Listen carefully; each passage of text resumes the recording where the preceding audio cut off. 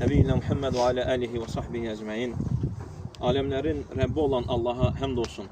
Onun sonuncu Peyğəmbəri Muhammed sallallahu aleyhi və səlləmə, onun ailəsinə, sahabələrinə və qiyamət gününə qədər onun ardınca gözəl şəkildə gedənlərə Allahın salamı olsun. Allah rəhmət etsin dayımıza, ailəsinə, yaxınlarına, qohumlarına, tanıyanlara baş sağlığı veririk və Allahdan daimimiz üçün rəhmət diliyirik. Allah günahlarından keçsin və bağışlasın. Amin. Sünnənin müdafiəçisi olan ümmətin böyük alimləri deyirlər ki, insan öldüyü zaman qəbirdə onu bastırdıqda, qəbrə qoyduqdan sonra orada çox da böyük söhbətlər etməyə, moizələr deməyə, dərslər verməyə ehtiyac yoxdur.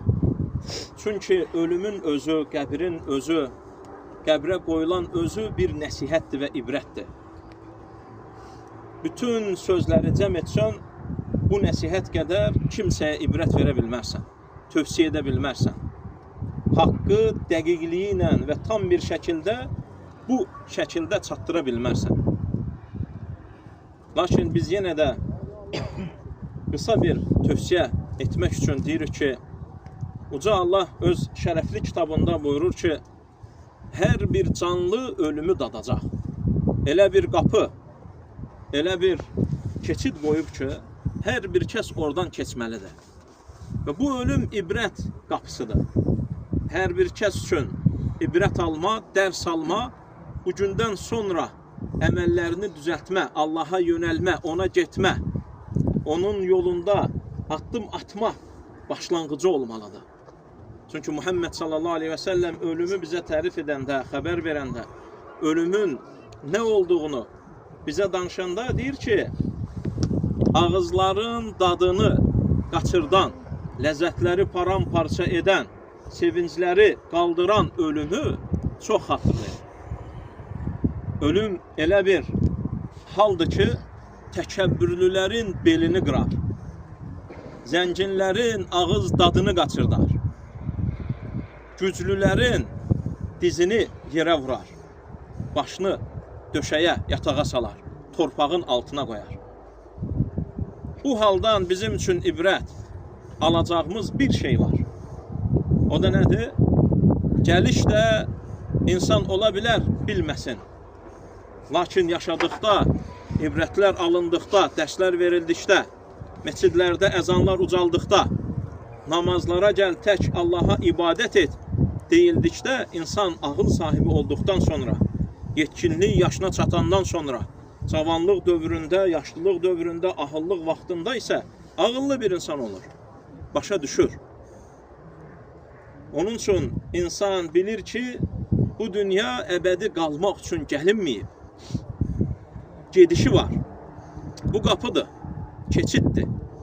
Burada olanların hesabını vermək üçün aləmlərin Rəbbi olan Allahın qarşısında durmağa gedişdir. Bura qədər nə olubsa olub. Bundan sonra hər bir çiyində gedən, çiyində getdiyi zaman yalvarışı budur. Ey Rəbbim, geri qaytar. Salihlər də bu duanı edər, yalvarar və salih olmayanlar da.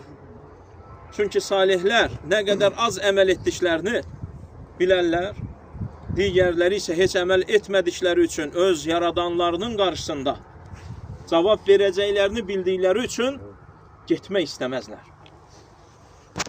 Lakin bu elə bir yerdir ki, istəsən də, istəməsən də, istər cavanlar olsun, istər qocalar, istər zənginlər, istər fəxirlər, istər qadınlar, istər oğlanlar, kişilər, istər qızlar, istər oğlanlar, hər biri bu yerə qoyulacaq. Çünki ölümün yaşı olmaz. Kimsə düşünməsin ki, mən qocalanda Allaha qaydaram, ibadətləri edərəm, namazları qılaram, günümüzdə olduğu Ramazan orucunu tutaram, yaşlaşanda bunları edərəm. Bu fürsət insana verilməz. Hər bir, çünki bu sənin yaradılışın deyil ki, sən yaratmamsan ki, həyatın ölçüsünü də sən biləsən. Onun üçün son olaraq tövsiyəm budur ki, vallahi, səssiz nəsihətdən ibrət alın. Danışmayan kəslərdən ibrət alın. Ətrafa baxın. Hər bir kəsin qəbrinin üstündə ayrı-ayrı yaşlar yazılıb. Gözəli var, çirkini var, yaşlısı var, cavanı var. Tək, sözsüz, bir kəlməsiz nəsihət edən, bax budur. Hər bir kəs səssiz nəsihətə qulaq asıb, səsli nəsihət almalıdır. Allah günahlarından keçsin və bağışlasın. Bizi də Allaha doğru şəkildə gedənlərdən etsin. Allahın əmrlərini yerinə yetirib qadağalanlarından uzaq duranlardan etsin. Və sallallahu alə nəbiyyinə Muhammed və alə alihi və sahbihi və səlləm. Allahın Rasulü Muhammedə, onun ailəsinə və bütün sahabələrinə Allahın salamı olsun. Sallallahu alə nəbiyyinə Muhammed və alə alihi və sahbihi.